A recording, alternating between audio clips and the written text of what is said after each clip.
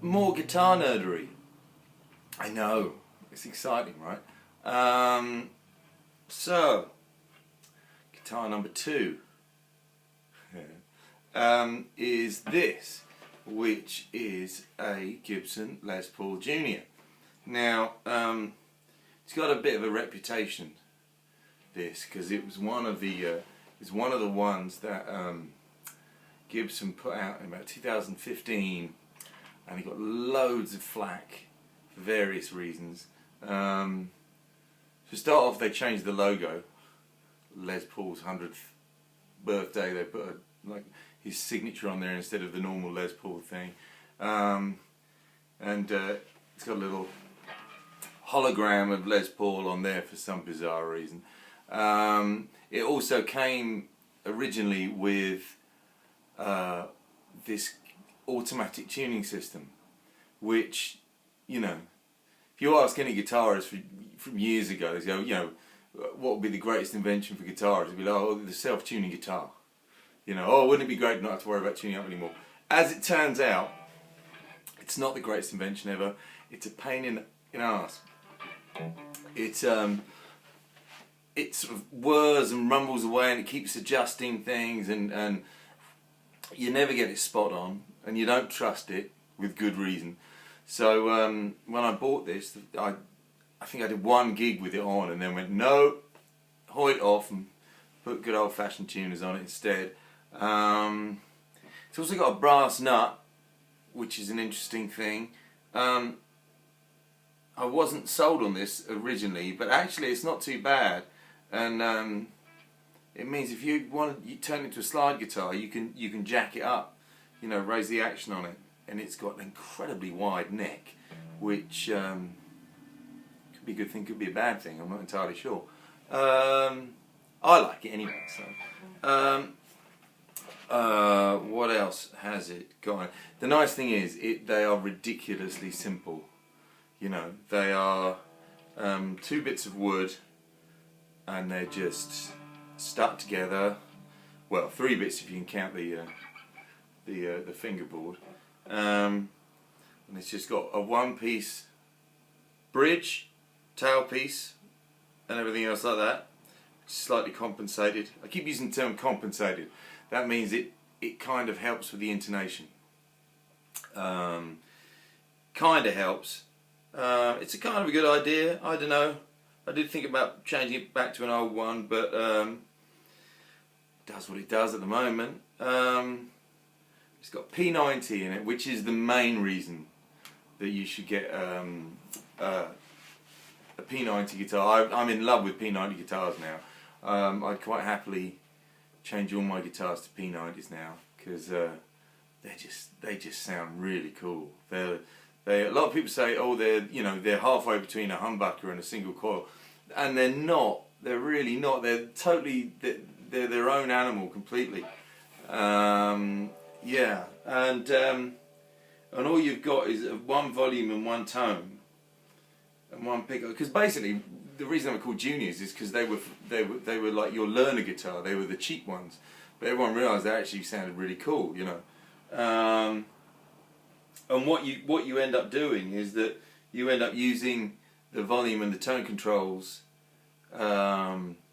loads, so that you can change all your settings, and you can have, like, you can turn it right down, and you've got, you know, you've got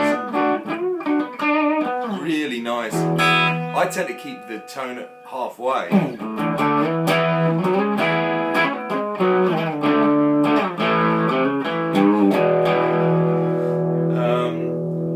Or you can turn, you know, you can ram it all the way up, and you've got.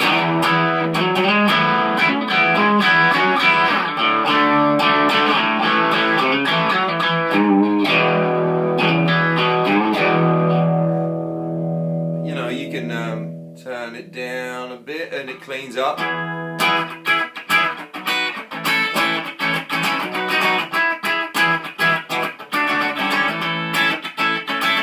So you can get loads out of it. It's you know, deceptively versatile,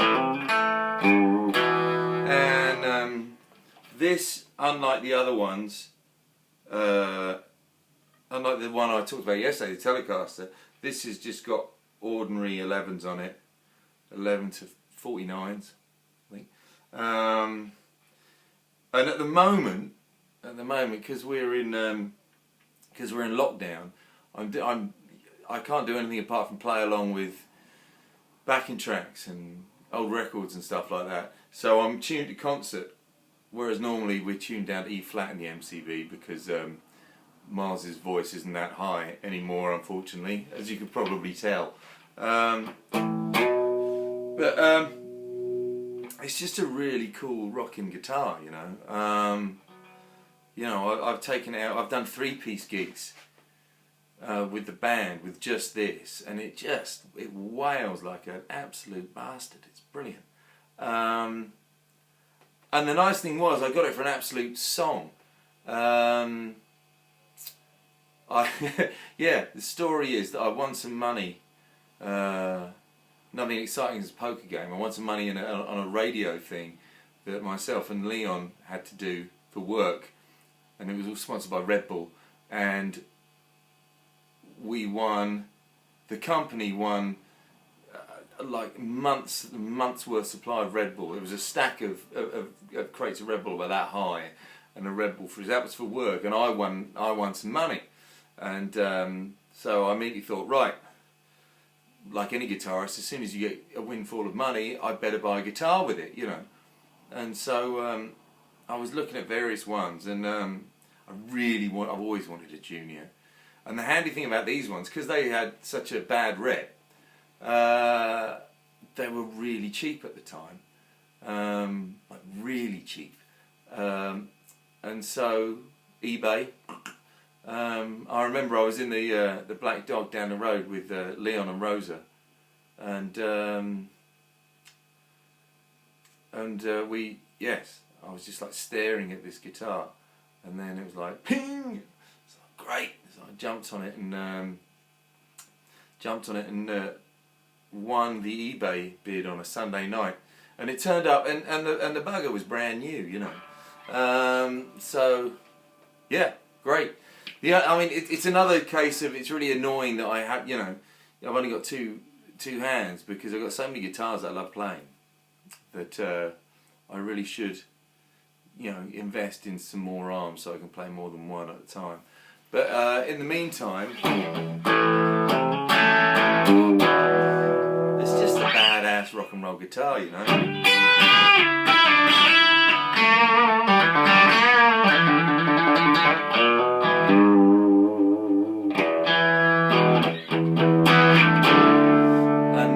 I just want to put P90s on all my guitars now.